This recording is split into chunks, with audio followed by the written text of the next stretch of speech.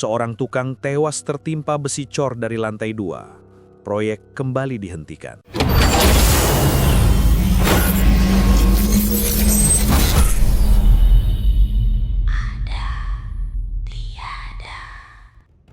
Tahun 1991, di pinggiran kota Kendal, Jawa Tengah, ada sebidang tanah peninggalan Belanda yang dibeli oleh seorang pengusaha muda bernama Tuan Wiryo.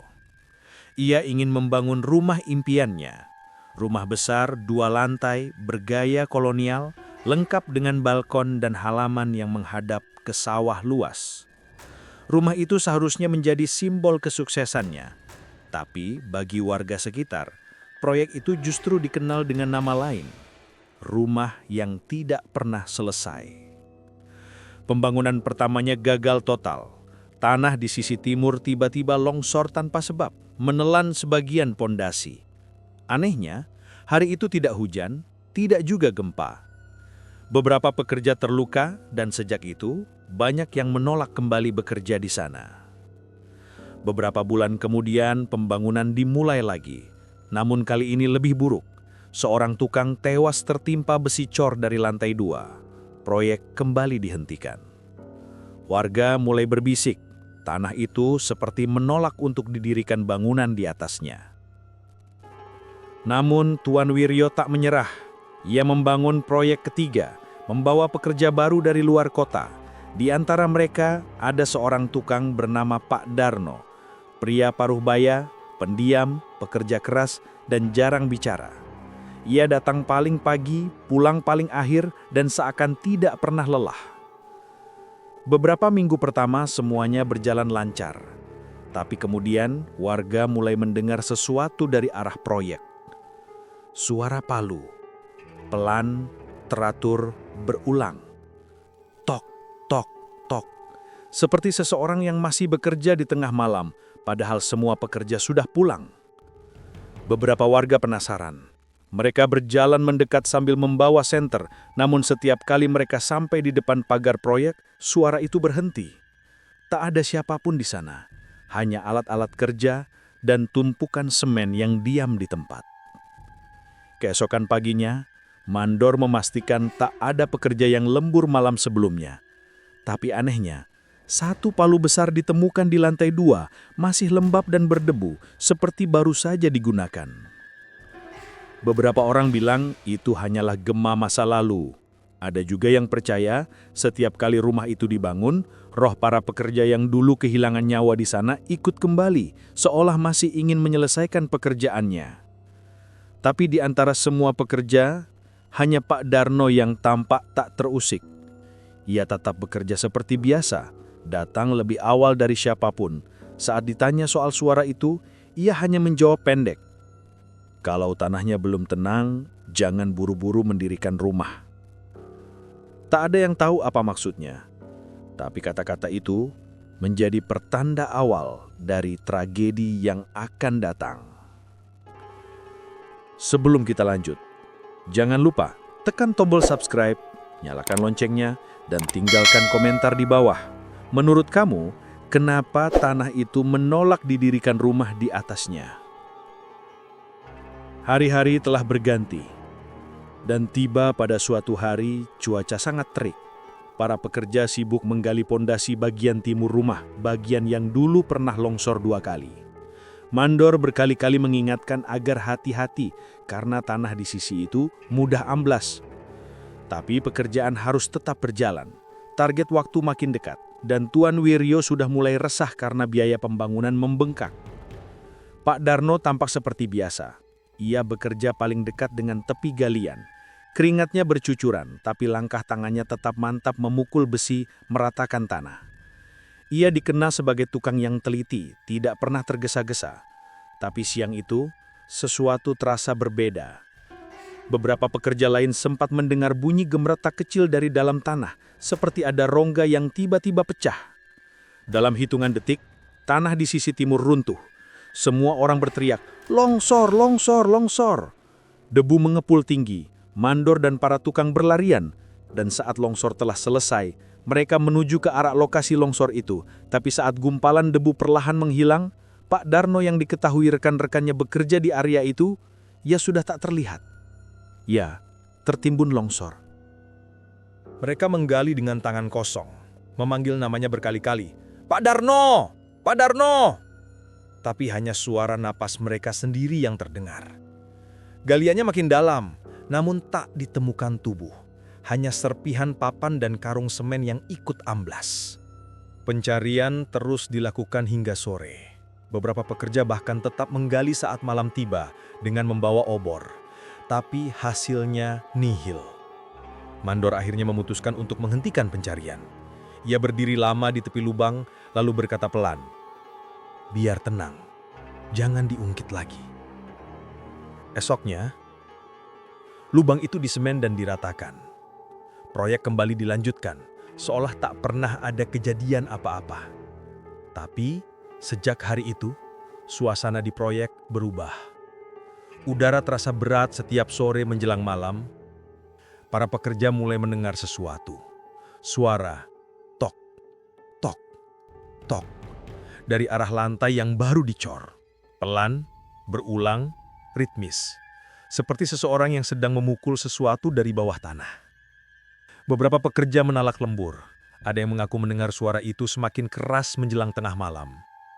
Seperti ada orang berusaha keluar, kata mereka. Tapi Mandur hanya diam.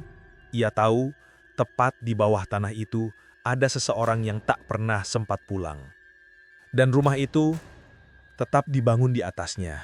Seolah tak pernah ada nyawa yang tertinggal di dalam tanah. Kalau kamu mulai merinding di bagian ini, coba tulis di kolom komentar. Menurut kamu apa suara itu hanyalah gema alat kerja atau sesuatu yang lain?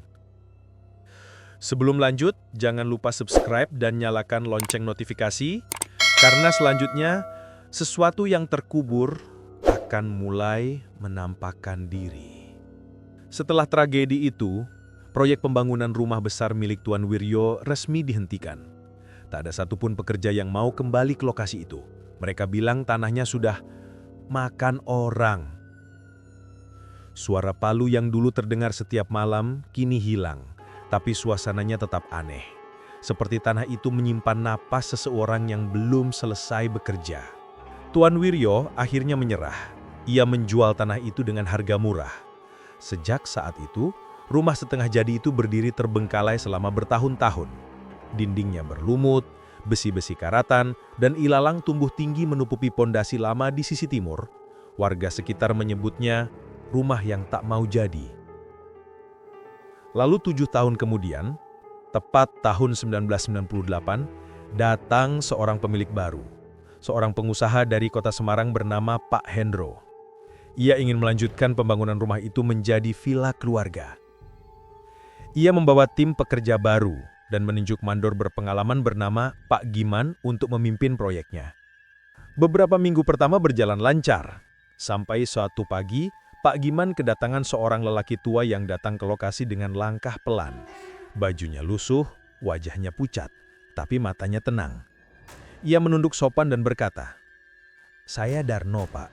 Saya pekerja di sini." Tapi Pak Giman yang tidak tahu cerita itu dan menganggap bahwa Pak Darno ini memang baru masuk bekerja di situ, hanya menatap lelaki tua itu dan berkata singkat, "Kalau memang masih kuat, besok bisa mulai kerja, Pak." Esoknya, lelaki tua itu benar-benar datang. Ia bekerja tanpa banyak bicara, hanya memegang palu dan memaku papan. Ia tak pernah terlihat lelah. Saat yang lain beristirahat, ia tetap bekerja, memukul pelan bagian lantai timur, tepat di tempat pondasi lama dulu dibuat. Yang membuat semua orang heran, setiap pagi hasil kerja Pak Darno selalu sempurna, rapi, kuat, presisi. Tapi tak ada satupun yang pernah melihatnya makan siang atau pulang sore. Mereka hanya tahu setiap pagi ia sudah ada di sana lebih dulu dari semua orang. Suatu siang, salah satu tukang muda memberanikan diri bertanya dengan nada bercanda, "Pak, rumahnya di mana? Kok tiap pagi udah ada di sini aja?" Pak Darno menjawab tipis, menatap tanah di bawah kakinya, lalu menjawab lirih, "Di sini saja, Pak." Tukang muda itu tertawa kaku mengira itu hanya candaan orang tua. Tapi malamnya, saat mereka lembur, ia mendengar suara yang sama. Tok, tok, dari bawah lantai, pelan dan ritmis. Saat dilihat ke arah lantai timur, tidak ada siapa-siapa. Pagi harinya tidak ada yang datang bernama Darno. Tak ada alatnya, tak ada jejak kakinya, tapi hasil pekerjaannya tetap ada. Kayu yang ia pasang masih berdiri rapi, dan palunya tertinggal, menancap setengah di semen yang belum kering. Pagiman akhirnya menanyakan ke kepala proyek tentang data pekerja, tapi nama itu tidak pernah ada di daftar manapun. Dan sejak hari itu, setiap kali mereka memukul paku di lantai timur, terdengar sahutan samar dari bawah, seolah ada yang membantu dari dalam tanah. Kalau kamu ada di posisi para tukang itu, apa kamu masih berani melanjutkan pekerjaan di tempat yang sama?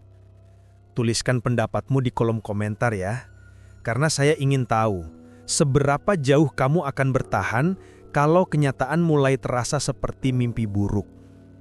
Malam itu, suasana di proyek pembangunan rumah besar itu terasa lebih sunyi dari biasanya. Hujan baru saja berhenti, meninggalkan aroma tanah basah yang pekat di udara. Beberapa pekerja memutuskan untuk lembur untuk kejar target, dan salah seorang tukang muda bernama Seno menyelesaikan pekerjaan di ruang tengah.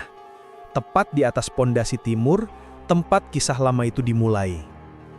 Jam menunjukkan pukul 11 lewat sedikit.